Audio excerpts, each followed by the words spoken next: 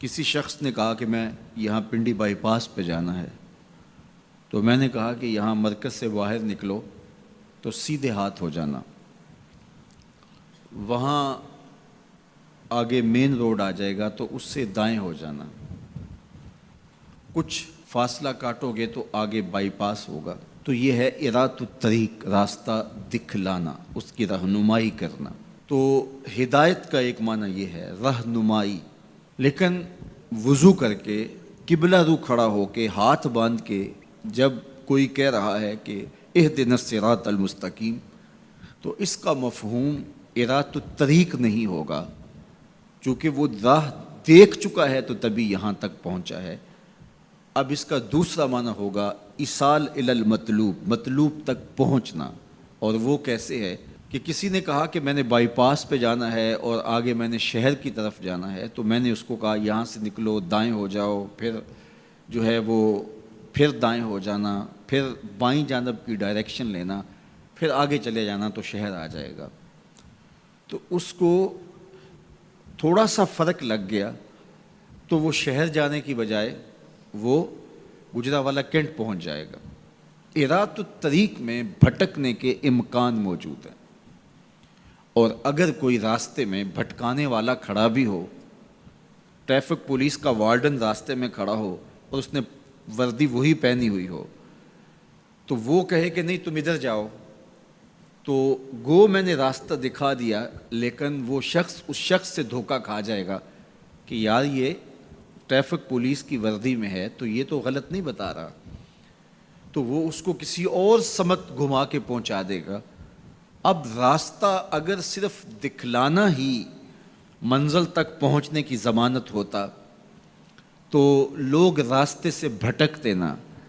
کیونکہ راستے میں ایک جعلی وردی پہنے کھڑا ہے جو لوگوں کے راستے خراب کرتا ہے،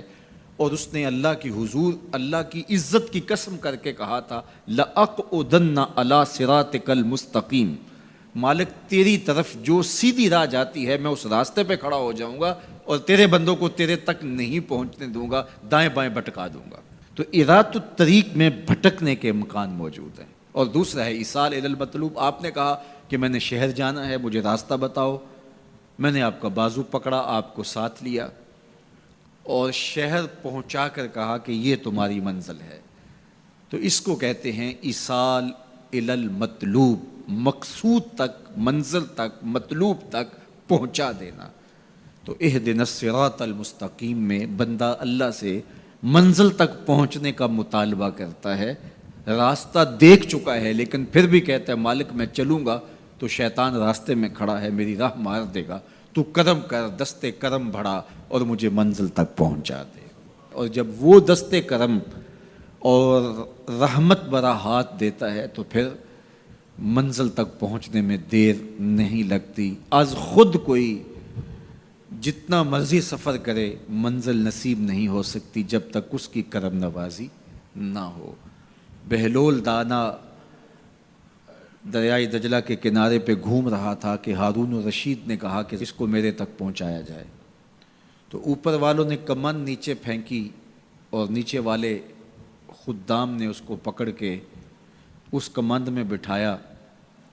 اور ان اوپر والوں نے اوپر کھینچ لیا، تو 2 لمحوں کے بعد محل کی چھت پر بادشاہ کے سامنے تھا۔ تو بہلول کو ہارون الرشید نے پوچھا بہلول بتاؤ خدا تک کیسے پہنچے ہو؟ تو بہلول نے مسکرا کے کہا بادشاہ جیسے آپ تک پہنچا۔ کہا بات سمجھ نہیں آئی۔ کہا میں خود آنا چاہتا تو کئی واسطوں سے گزر کے دیوان خانے میں پہنچتا، پھر درخواست جمع کرواتا، اور پھر آپ تک کئی واسطوں سے وہ درخواست پہنچتی، پھر آپ وقت دیتے، جو وقت آپ نے دیا ہوتا، ہو سکتا ہے آپ کے کوئی شاہی مہمان آ جائیں اور کسی ملک کا کوئی سفیر آ جائے اسی تاریخ کو، تو میری ملاقات منسوخ ہو جاتی، میں چاہتا تو مہینے سال لگ جاتے، ملاقات ہوتی نہ ہوتی، اور جب آپ نے چاہا ہے تو 2 گھڑیاں بھی نہیں لگی۔ تو کہا کہ ارات الطریق نہیں، راستہ تو دیکھا ہوا ہے، سجھائی دے رہا ہے، لیکن کہیں شیطان راستے میں ہماری راہ نہ مار دے، ہم خود تھک کے نہ بیٹھ جائیں اور راستے کی پیچیدگیاں ہمیں کہیں کسی اور سمت نہ لے جائیں، تو مالک کرم فرما، دستے کرم بڑھا اور ہمیں منزل تک پہنچا دے۔ تو جب یوں سوال کیا تو جواب کیا آیا؟ صراط الذین انعمت علیہم۔ تو یہ سائل کے سوال کے اندر ہی جواب ہے، فوراً اس کے لبوں پہ یہ سوال جاری کر دیا گیا جس میں جواب ہے مالک ان لوگوں کے راستے پہ چلا جن پر تیرا انعام ہوا۔ اور اللہ کا انعام کن پر ہوا؟ انبیاء پر، صدیقین پر، شہداء پر اور صالحین پر۔ اس طبقے پر اللہ تعالیٰ کا انعام اور اس کی کرم نوازیاں نازل ہوئی ہیں۔ تو کہا اگر تم میرے تک پہنچنا چاہتے ہو تو انبیاء کے راستے پہ چلو، صدیقین کی راہوں پہ چلو، صالحین اور شہداء کے راستے پہ چلو، تمہیں منزل نصیب ہوگی۔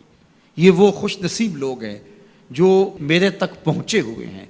اور جب تم ان تک پہنچ جاؤ گے جو خدا رسیدہ ہیں تو تم بھی منزل تک پہنچ جاؤ گے۔